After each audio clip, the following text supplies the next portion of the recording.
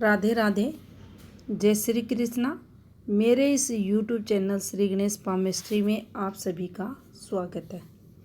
आज हम हथेली में मत्स्य योग के बारे में जानेंगे। किस प्रकार से इस योग का निर्माण होता है और क्या ये सुफल उस जातक को देता है जिसकी हथेली में बनता है।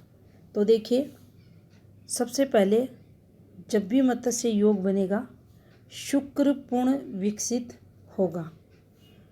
शुक्र पूर्ण विकसित होगा तो देखिए, ये जो शुक्र पर्वत आपको दिखाई दे रहा है, ये स्वयं स्थान पर ही पॉजिटिव उभरा हुआ हो, गेंद की तरह उठा हुआ ना हो, विकसित हो, और ना ही मंगल की तरफ ढलवा हो और ना ही केतु की तरफ शिफ्टेड हो।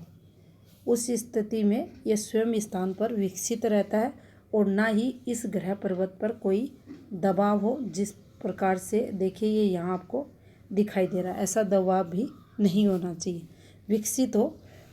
और साथ में सूर्य पर्वत पर सूर्य रेखा सीढ़ी नुमा बनी हुई रहे।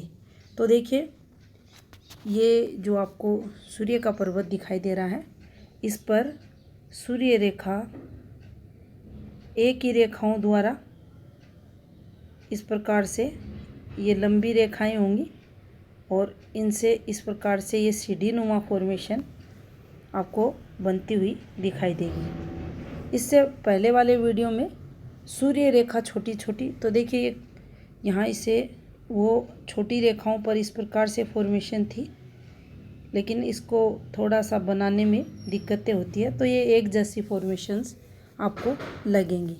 लेकिन जब भी हथेली में मत्स्य योग बनेगा तो आप पाएंगे शुक्र का पर्वत पूर्ण विकसित हथेली में रहेगा और जो सूर्य की रेखा रहेगी वह आपको सीढ़ी नुमा चलती हुई ऊपर की तरफ दिखाई देगी। ये दोनों अगर हथेली में स्थिति बन रही है तो निश्चित ही हथेली में मत्स्य योग का निर्माण माना जाएगा। अब देखिए, शुक्र की पूर्ण पॉजिटिविटी का इस योग में महत्व बताया गया।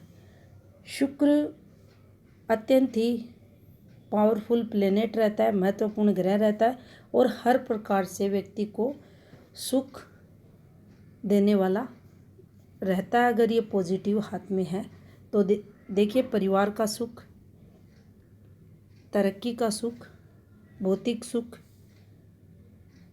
शुक्र की पॉजिटिविटी के कारण व्यक्ति को मिलते हैं। तो शुक्र कारकों में ये वृद्धि करता है।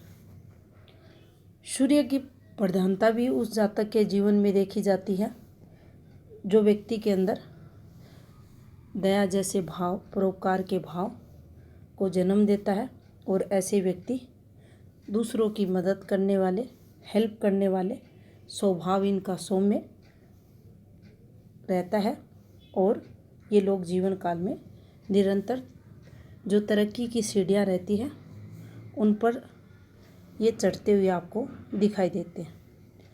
इस योग की एक और जो सबसे महत्वपूर्ण बात रहती है वह ये रहती है कि ऐसे लोग सफल भविष्य वक्ता भी बनते हैं। अब ये योग किसी पाम रीडर के हाथ में बना है, एस्ट्रोलॉजर के हाथ में बना है या किसी ज्योतिषी पंडित वगैरह के हाथ में बना है, तो उनकी जो प्रैक्टिस रहती है, उनकी जो विद्या रहती है, वह काफ़ी प्रसिद्ध होते हैं अपनी उस विद्या द्वारा। और जिस किसी की ये लोग भविष्यवाणी करते हैं वह सदैव सत्य होती है और यही सबसे अधिक मत्स्य योग का बेनिफिट उस जातक को मिलता है। अगर वह व्यक्ति ऐसी कोई फील्ड में नहीं है जहाँ से वह किसी का भविष्य बताए, तो घर गृहस्थी वाले भी किसी मेल या फीमेल के हाथ में अगर ये फॉर्मेशंस बन रही हैं तो आप देखेंगे उनकी कही हुई बातें सही होती हुई आपको प्रतीत होंगी। और ये भी इस योग के कारण पॉजिटिविटी देखी जाती है कि इन लोगों का जो नेचर रहता है, स्वभाव रहता है, फ्रेंडली रहता है, आम जन से ये घुल मिलने वाले रहते हैं और इनका जो सोशल नेटवर्क रहता है वह काफ़ी अच्छा देखा जाता है। नेम फेम का भी ये योग हथेली में माना जाता है। तो ये एक प्रकार से शुभ फल देने वाला हथेली में मत्स्य योग रहता है और जिस किसी जातक के हाथ में बनता है निश्चित ही वह जीवन काल में सफलताएं पाता है, तरक्की करता है और दूसरों के हेल्प भी करता हुआ मिलता है। धन्यवाद।